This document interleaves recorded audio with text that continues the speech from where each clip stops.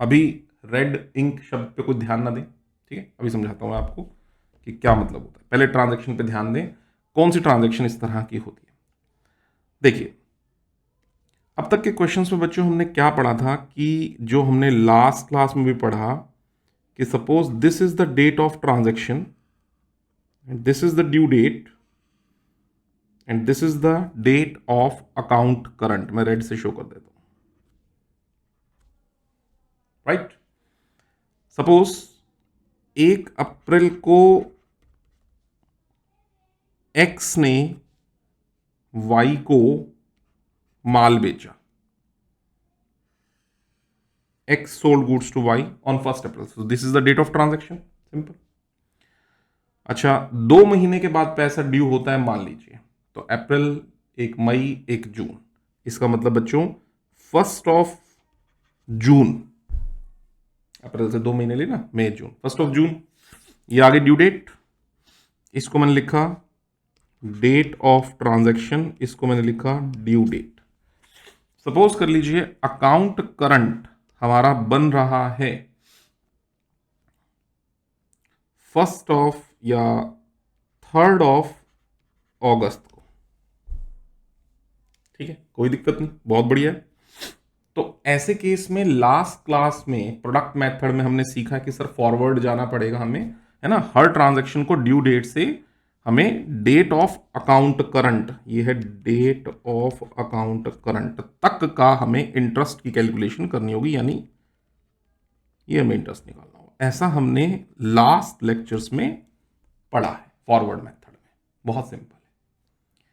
पर बच्चों अब जरा दिमाग लगाओ, सोचो, जब एक्स बहुत सारी ट्रांजैक्शंस वाई के साथ कर रहा है, तो कुछ ट्रांजैक्शंस की अगर ड्यू डेट अकाउंट करंट बनाने की डेट के बाद आ गई, तब क्या उस ट्रांजैक्शन पे भी एक्स, अगर माल एक्स ने बेचा है तो क्या एक्स इंटरेस्ट लेने का हकदार है? सर बिल्कुल भी नहीं। देखो, इस केस में अगर मैं बोलता हूं कि ये आपके सामने जो एग्जांपल है, एक्स ने वाई को माल बेचा और वो ट्रांजैक्शन हुई, सपोज कर लो 10,000 रुपए की, तो एक्स को राइट है वाई से 1 जून से लेके और 3 अगस्त तक, ये जो टेन्योर है, ये जो जितने भी डेज बनते हैं, डेज कैलकुलेट हो गए, 10,000 रुपए के ऊपर इंटरेस्ट लेने का हक है, एक्स को लेने का हक है। पर बच्चों जरा समझो, मैं एग्जाम्पल चेंज करता हूं। ड्यू डेट सपोज 1 जून नहीं होती, हटाता हूं यहां से, ड्यू डेट होती बच्चों, सपोज कर लो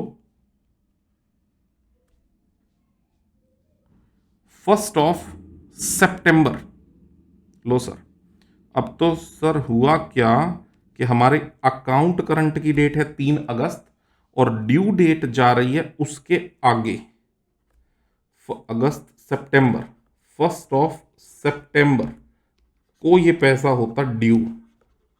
अब बच्चों आप जरा सोचो, दिमाग लगाओ, एक्स ने माल बेचा 1 अप्रैल को, ठीक बात है, इस 10,000 रुपीज के सेटलमेंट होनी थी, यानी कि लेने का हकदार था, पैसा लेने का हकदार था ड्यू डेट पर, और ड्यू डेट कब आ रही है? 1 सितंबर को।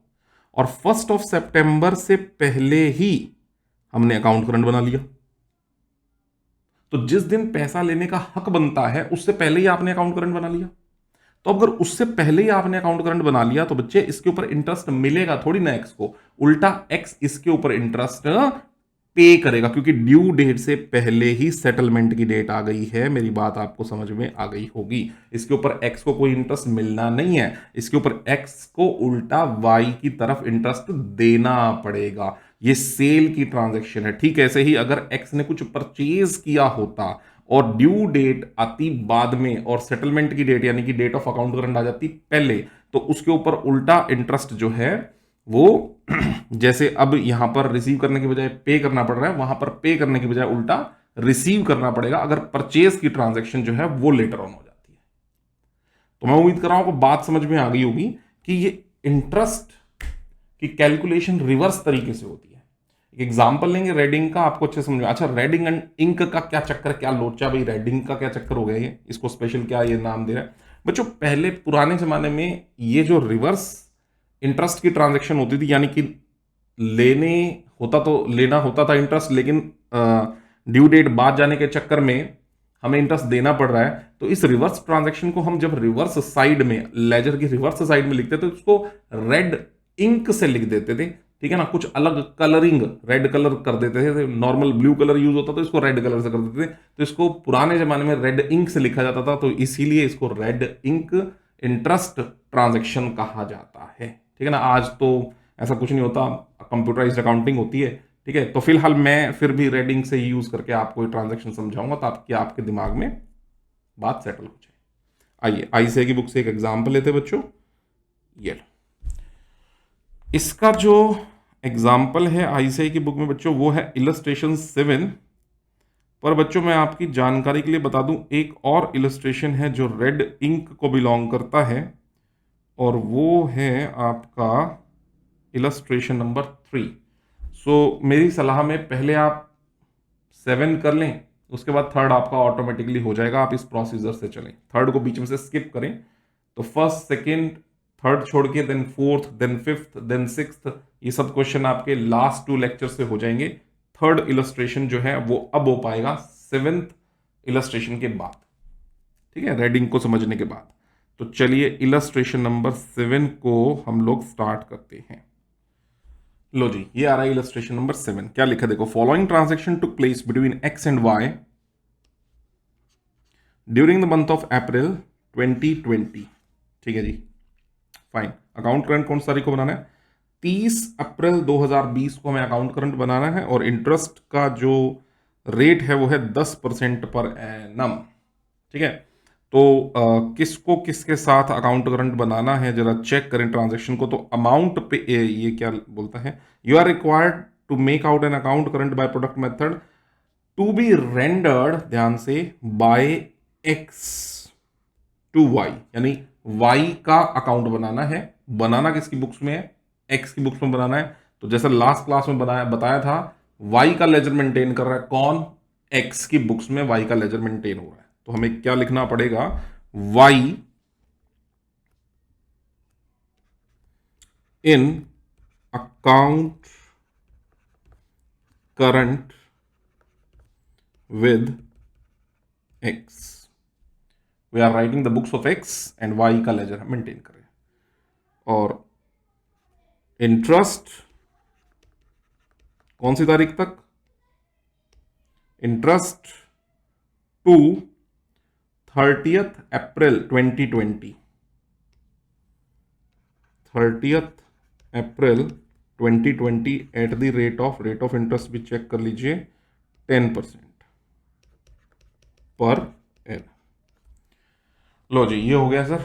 और बच्चों डेट्स आपने ये कॉलम सारे फिलअप कर लीजिए, और कॉलम हमारे बनेंगे यहाँ पर। पहला कॉलम डेट ऑफ ट्रांजैक्शन के लिए डेट, देन कल बताया था पर्टिकुलर, उसके बाद अमाउंट, उसके बाद ड्यू डेट, उसके बाद डेज, उसके बाद आपका प्रोडक्ट, ठीक है। ऐसे ही date of transaction, particulars, amount, due date, days, product. लो जी, ये हो गए हमारे कॉलम। अब एक एक करके जरा पढ़ें। हम लोग एक्स की बुक्स लिख रहे हैं, और पहली लाइन बोलता है अमाउंट पेएबल बाय एक्स, जिसकी बुक्स लिख रहे हैं उसी ने पैसे देने हैं। किसके? वाई के। तो वाई जो है वो क्रेडिटर है पहली ट्रांजैक्शन के हिसाब से। वाई कौन है बच्चे? क्रेडिटर है, क्रेडिटर लेनदार है, तो लेनदार का बैलेंस क्रेडिट होगा।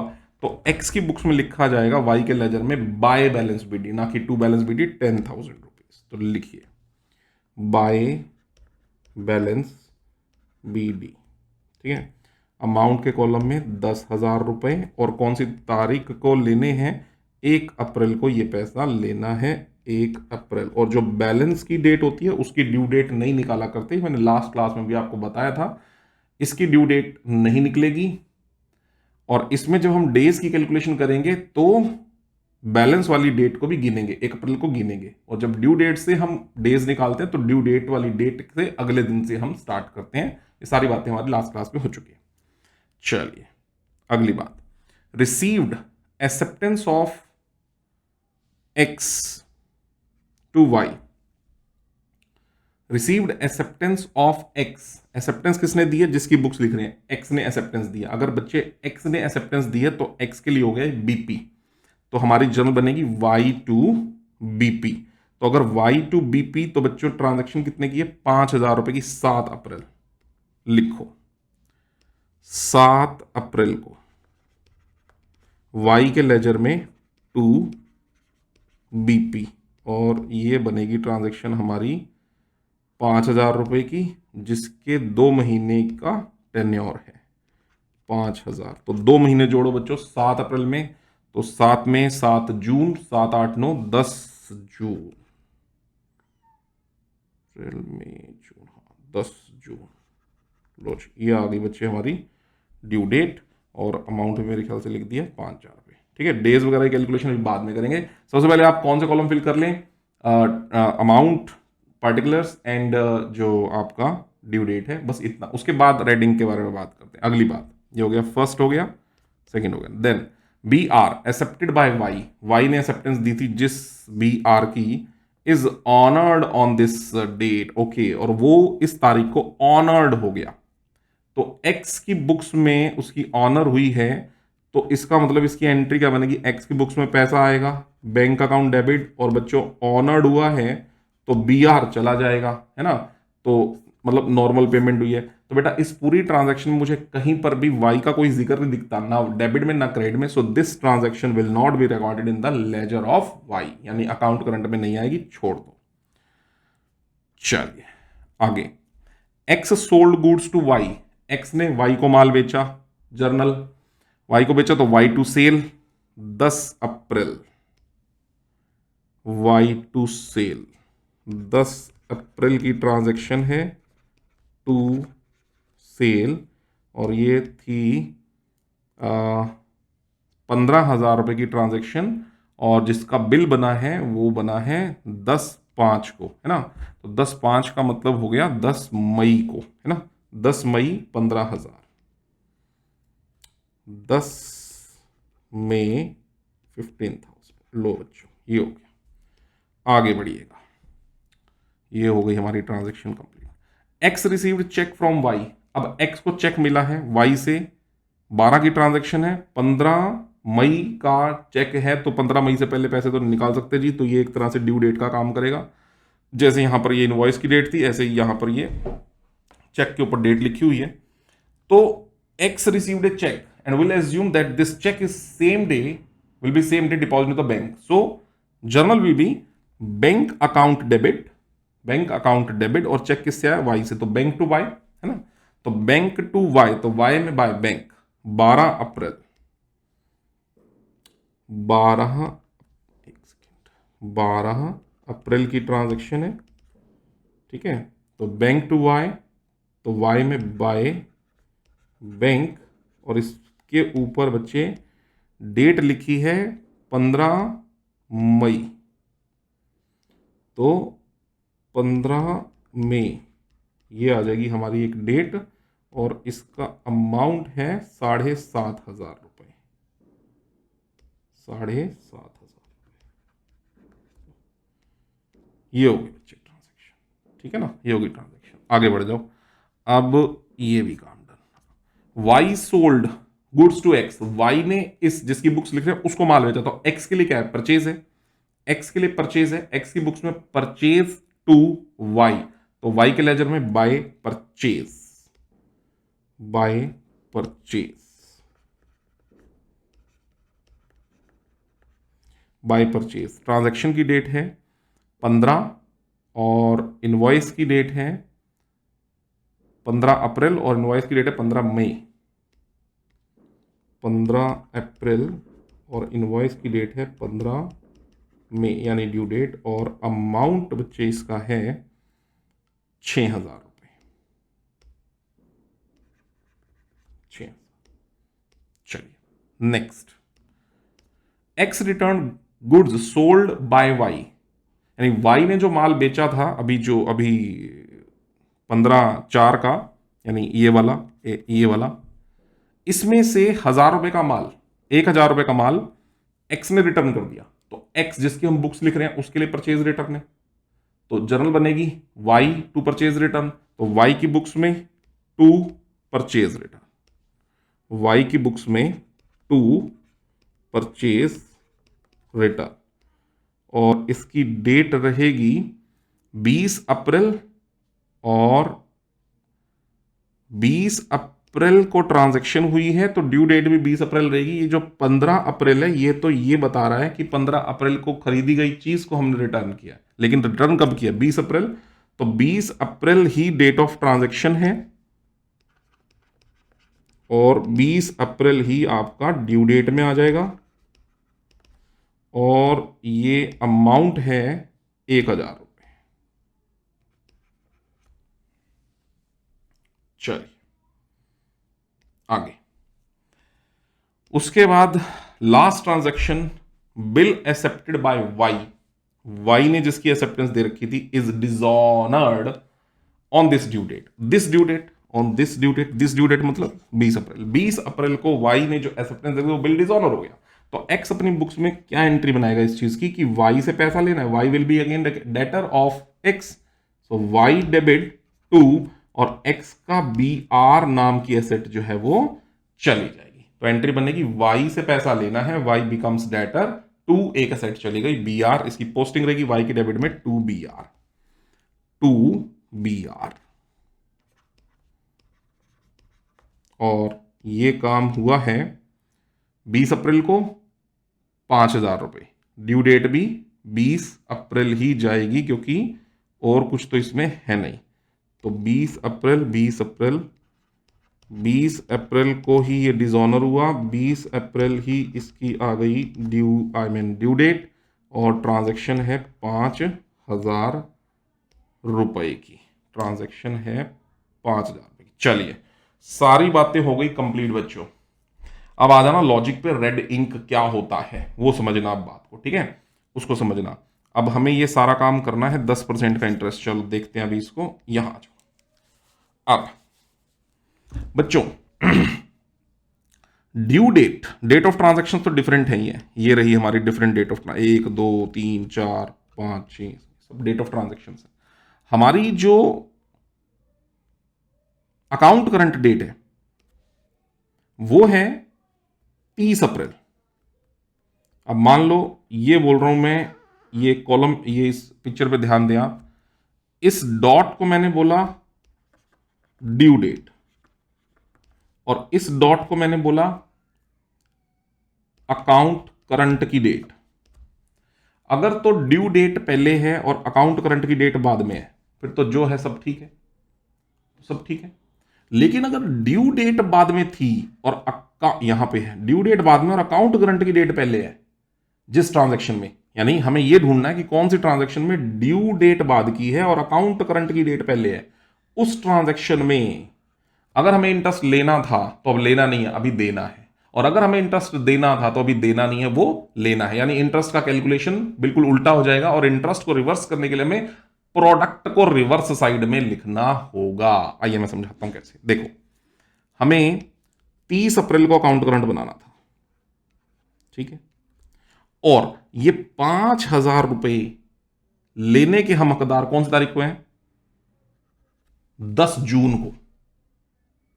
10 जून को हम लेने के हकदार हैं 5000 रुपए। लेकिन अब कब ले रहे हैं सर? हम तो जल्दी ले रहे हैं। कौन सी तारीख को? हम तो 30 अप्रैल को ले रहे हैं। तो जो 10 जून को पैसा लेना था, अगर वो जल्दी ले रहे हो, 30 अप्रैल को सेटल करना चाहते हो, तो बेटे कौन बंदा तुम्हें इंटरेस्ट देगा? उल्टा तुम जल्दी पैसे ले रहे हो तो तुम्हें इंटरेस्ट मिलेगा नहीं, तुम्हें उल्टा इंटरेस्ट देना होगा। बात को समझो। और अगर तुम्हें इंटरेस्ट देना होगा तो इस प्रोडक्ट को तुम्हें डेबिट में नहीं निकालना पड़ेगा, तुम्हें इस प्रोडक्ट को कहां निकालना पड़ेगा? क्रेडिट में, क्योंकि ये रिवर्स है, इंटरेस्ट मिलने वाली ट्रांजैक्शन नहीं, इंटरेस्ट पे करने वाली ट्रांजैक्शन। तो इस ट्रांजैक्शन को डेबिट से हटा के हमें क्रेडिट में लिखना पड़ेगा। रिवर्स इंटरेस्ट करना है, इस ट्रांजैक्शन को लिखेंगे रेड इंक के साथ, ठीक है। तो यहां डेज ब्लैंक, इसका प्रोडक्ट भी ब्लैंक, कुछ नहीं करना, बल्कि इस पूरी ट्रांजैक्शन को ही राइट साइड में ले लो। तो ढूंढो बच्चे जरा इसकी डेट उठाओ। हमें इंटरेस्ट देना पड़ेगा कौन सी तारीख से कौन सी तारीख तक? अकाउंट करंट की डेट से लेके ड्यू डेट तक का। तो अकाउंट करंट की डेट है 30 अप्रैल और इसकी ड्यू डेट है 10 जून। तो 30 अप्रैल से 10 जून, ठीक है, तक का इंटरेस्ट हमें उल्टा देना होगा। तो यहां लिखो, डेट में लिखो अकाउंट करंट की date, that is 30th of April, और ट्रांजैक्शन को लिख दो रिवर्स साइड में। तो इसका नाम रखना पड़ेगा by red ink, by red ink product contra entry. लिखना हो लिख दें, कोई दिक्कत नहीं। By red ink product, amount blank रहेगा, ध्यान रहे। डेज निकालने पड़ेंगे जो मैंने बताया, अकाउंट करंट से ड्यू डेट, ठीक है। तो अकाउंट करंट से ड्यू डेट यानी 30 अप्रैल से लेकर के और 7 जून। तो गिनो 30 अप्रैल से 7 जून अगर मैंने लेने, तो 30 अप्रैल ड्यू डेट है, अप्रैल तो खत्म ही हो गया। तो मई के दिन गिनो, जून के गिनो, मई के गिनो, और अपना जून, जून कितना था? जून था 10। तो बच्चे ये बनेंगे तुम्हारे 41 डेज। हाँ जी 41 डेज। तो इस 41 डेज को यहां लिख लो डेज के कॉलम में, डेज ड्यू डेट के नहीं, डेज के कॉलम में 41 डेज। और कितने रुपए का ये अमाउंट है? 5,000 रुपए का। तो 5,000, इसको मैं यहां पे लिख भी दूं, 5,000 इंटू में 41।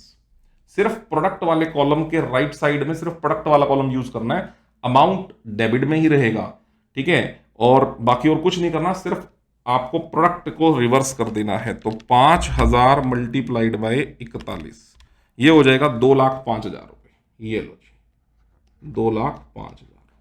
समझ में आ गई होगी बात अच्छे से, ठीक है। अगली ट्रांजैक्शन चेक करो। 30 अप्रैल का अकाउंट करंट है और ड्यू डेट जा रही है 10 मई। सर ये भी आगे जा रही है, ये भी आगे जा रही है। अप्रैल 30 अप्रैल में सेटलमेंट होनी थी, और सॉरी 10 मई को सेटलमेंट होनी थी। आप 10 दिन पहले कर रहे हो, इंटरेस्ट लेने के हकदार नहीं हो, इंटरेस्ट पे करने का आपकी ड्यूटी बनती है। कितने महीने का इंटरेस्ट, कितने ड्यूरेशन का इंटरेस्ट देना पड़ेगा? अकाउंट करंट से ड्यू डेट का इंटरेस्ट आपको देना पड़ेगा। तो बच्चों इसको भी रेड इंक से लिखना पड़ेगा। लिख लो बच्चों इसको भी। तो 30 अप्रैल, ठीक है ना, by red ink interest, red ink product, ठीक है। और ये रेड इंक प्रोडक्ट कौन सा है? ये रेड इंक प्रोडक्ट है 15,000 multiplied by number of days. निकालो बच्चों, नंबर ऑफ डेज हमारे रहेंगे इसमें 30 अप्रैल और 10 मई के बीच में। अप्रैल तो खत्म हो गया ना, तो मई अप्रैल में 10 दिन ही हो गए बस। तो 10 इंटू में 15,000, ये हो गया 1,50,000 रुपए। तो 1,50,000 रुपए के प्रोडक्ट के ऊपर आपको ब्याज मिलेगा नहीं, उल्टा आप ब्याज दोगे, है ना, क्योंकि जल्दी पैसे मिल रहे हैं, आपको ब्याज देना पड़ेगा। तो अगर आपको ब्याज देना है तो प्रोडक्ट आएगा क्रेडिट साइड में। दो, ये भी रेड इंक में चला गया, ये भी रेड इंक में चला गया। अब आ जाओ आगे, परचेज रिटर्न 1,000 का अमाउंट। बच्चों एक ये परचेज रिटर्न की डेट को करेक्ट कर लेना। ये जो मैंने डेट लिखी है 20 अप्रैल, असल में ये परचेज कौन सी तारीख को थी? इस परचेज थी 15 अप्रैल और इसकी ड्यू डेट थी 15 मई, ठीक है। तो इस 15 मई की परचेज की ड्यू डेट वाली जब रिटर्न करिए तो उसकी भी ड्यू डेट वही है 15 मई, समझ रहे हो? 15 मई ही बच्चे इसकी ड्यू डेट है। ये थोड़ी सी करेक्ट कर लेना बात, राइट। तो अब इस ट्रांजैक्शन की भी अगर मैं बात करूं तो 30 अप्रैल हमारी अकाउंट करंट की डेट है और 15 मई ये भी हमारा रेड इंक में ही जा रहा है, ठीक है ना, ये भी हमारा रेड इंक में जा रहा है। तो इसको भी करेक्ट करो बच्चों, क्योंकि इसकी भी ड्यू डेट अकाउंट करंट की डेट के बाद है। तो 30 अप्रैल और बाय रेड इंक प्रोडक्ट, ठीक है। और बाय रेड इंक प्रोडक्ट में कितना आ जाएगा? 1,000 का अमाउंट है और नंबर ऑफ डेज गिनो तो अप्रैल के तो खत्म हो गए, मई के 15 दिन हो गए, मई के 15 दिन हो गए। तो 15 इंटू 1,000 ये हो जाएगा 15,000 रुपए, ये हो जाएगा बच्चों 15,000 रुपए। तीसरी ट्रांजैक्शन रेड इंक की, ये भी होगी रेड इंक में, 3 ट्रांजैक्शन तीनों रेड इंक, ठीक है। अगली ट्रांजैक्शन है 5,000 की, 20 अप्रैल की ड्यू डेट है। इसकी ड्यू डेट पहले अकाउंट करंट की डेट बाद है, तो ये तो डेबिट का डेबिट में ही रहेगा। इसके ऊपर इंटरेस्ट आपको देना नहीं है, उल्टा इंटरेस्ट जो आपने लेना होता है लेना ही है, तो डेबिट का डेबिट में ही रहेगा। तो कितने नंबर ऑफ डेज आ जाएंगे अप्रैल के, अगर देखूं तो 10, तो 50,000 रुपए का यहां प्रोडक्ट नॉर्मल जो आपका आना था वही आएगा। चलिए डेबिट साइड कंप्लीट। लो बच्चों एक बार देख लो डेबिट साइड हमारी, यस 10,000, 3 लाख, ये 2, 5, 1, 50 और 15, 2, 5, 1, 50 और 15, राइट। चलो अब आ जाओ अगली ट्रांजेक्शन पे, जो हमारा डेबिट साइड कंप्लीट होगी, एक बारी क्रेडिट साइड पे आ जाओ। तो क्रेडिट साइड पे हमारा बैलेंस की डेट है 1 अप्रैल को, 10,000 का हमारा बैलेंस है, ठीक है। तो इसमें ड्यू डेट तो होगी नहीं, तो 1 अप्रैल से ही दिन काउंट होंगे। तो 1 अप्रैल से जो हमारा बैलेंस है 10,000 रुपीज, उसके ऊपर अब ये जो डेट है 1 अप्रैल की ये पहले है, और डेट ऑफ अकाउंट करंट वो बाद में है, तो ये क्रेडिट का क्रेडिट में ही रहेगा, सही जगह पे है, कोई दिक्कत नहीं है। तो इसके नंबर ऑफ डेज कितने हो जाएंगे, 1 अप्रैल को काउंट करना है क्योंकि बैलेंस वाली ट्रांजेक्शन है, तो 30 पूरे दिन काउंट होंगे, तो नंबर ऑफ डेज 30। तो ये हो जाएगा बच्चों 10,000 इंटू में 30, प्रोडक्ट में आ जाएगा 3 लाख रुपए, ठीक है। ओके चलो आगे बढ़ो। आगे ड्यू डेट आ रही है 15 मई, 15 मई, ये भी रेड में चली गई क्योंकि 30 अप्रैल के बाद। अब वैसे नॉर्मल तो इसके ऊपर इंटरेस्ट आपको देना होता है, जो क्रेडिट अमाउंट होता है उसके ऊपर इंटरेस्ट आपको देना होता है, लेकिन ये ड्यू डेट, फिर वही वाली बात है, ड्यू डेट जो है वो अकाउंट करंट के बाद आ रही है, तो इसके ऊपर इंटरेस्ट आपको देना नहीं है, उल्टा इंटरेस्ट आपको लेना है, तो ये भी रिवर्स साइड में आ जाएगा, रेड इंक में आ जाएगा।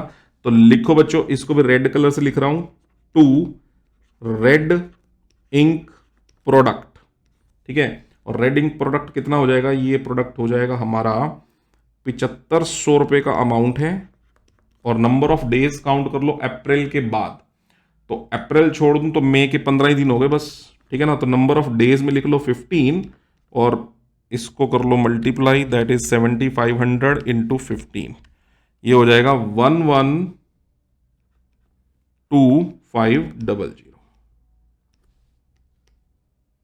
112500, ठीक है। ये होगा रेडिंग प्रोडक्ट। डेट वगैरह लिख लो, डेट आ जाएगी आपकी 30 अप्रैल अकाउंट करंट की डेट है, और आपका जो ड्यू डेट है वो है 15 मई। लॉन्च हो गया, ये भी काम हो गया, ये भी काम हो गया। अगली ट्रांजैक्शन है उसकी भी ड्यू डेट बाद में आ रही है, तो वो भी रिवर्स साइड में आ जाएगी।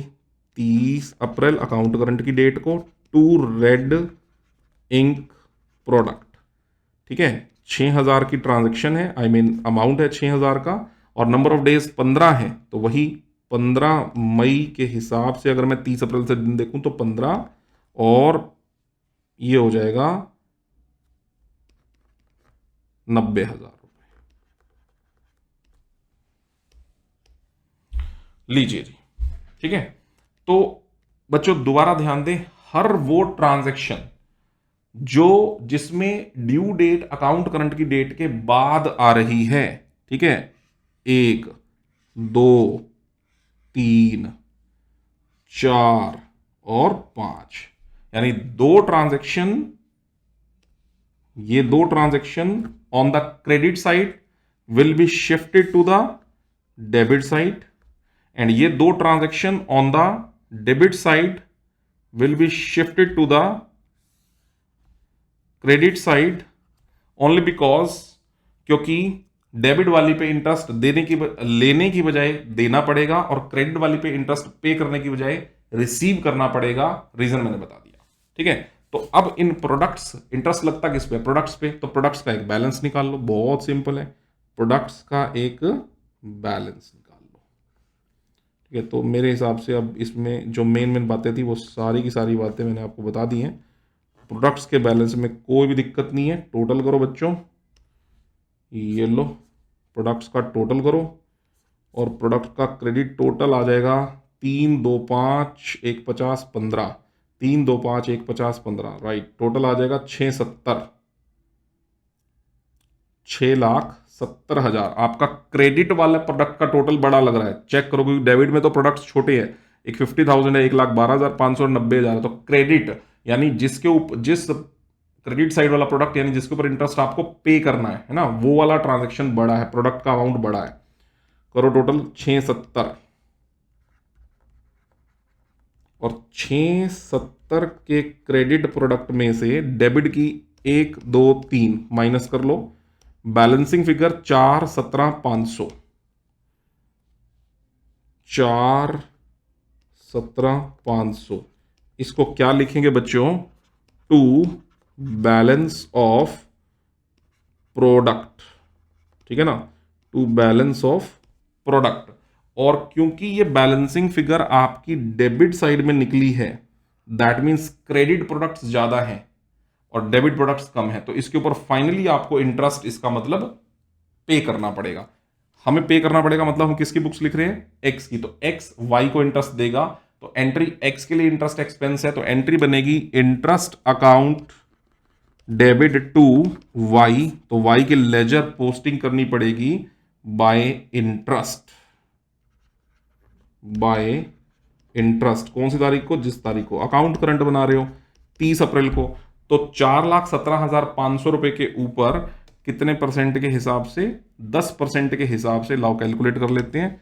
ये हमारा कैलकुलेशन बनेगा 4,17,500 रुपए के ऊपर 10% के हिसाब से into 1/365, and this interest calculation will be 114 रुपये 38 पैसे। चेक कर लेना बच्चों, 114 रुपये 38 पैसे। जब इसकी पेमेंट आएगी तो हम ये अमाउंट के कॉलम में पेमेंट करेंगे ना, तो 114 रुपये 38 पैसे हम अमाउंट के कॉलम में पेमेंट कर देंगे। और जैसे ही इंटरेस्ट की सेटलमेंट हो गई, अब अमाउंट को बैलेंस कर लो कि नेट अमाउंट अब कितना लेना या देना है। तो चेक करो, 5, 15, 1 और 10, ठीक है। तो आई होप डेबिट का टोटल ही बड़ा आ रहा है। हाँ, डेबिट का टोटल ही बड़ा आ रहा है। डेबिट का टोटल आएगा बच्चों 26,000 रुपये।